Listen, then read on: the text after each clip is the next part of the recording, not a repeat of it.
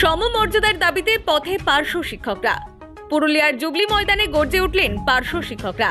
দিদি, আমরা বাঁচতে চাই।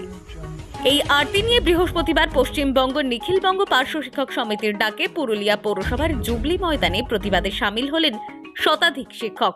তাদের দাবি, তারা শিক্ষা ব্যবস্থার গুরুত্বপূর্ণ অংশ হলেও ন্যায্য সম্মান ও পারিশ্রমিক পান না।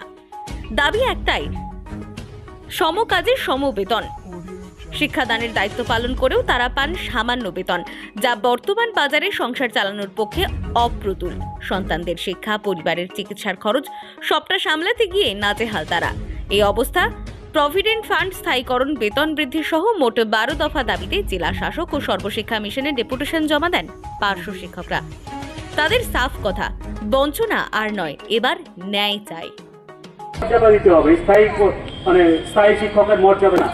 একই আমাদের যা অধিকার সমাবেশ, শিক্ষা দপ্তরের লিখিত সিদ্ধান্ত মতো ছিল, তার মীমাংসা ছিল আগস্ট মাসে।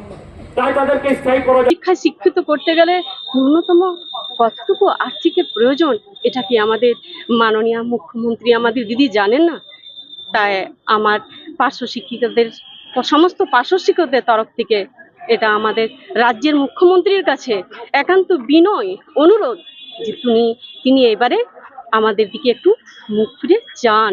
দেখুন আমরা কি অবস্থায় রয়েছি, আমাদের আর দিন চলে না, চলতে চলতে আমাদের দেওয়ালে পিঠ একেবারে ঠেকে গেছে।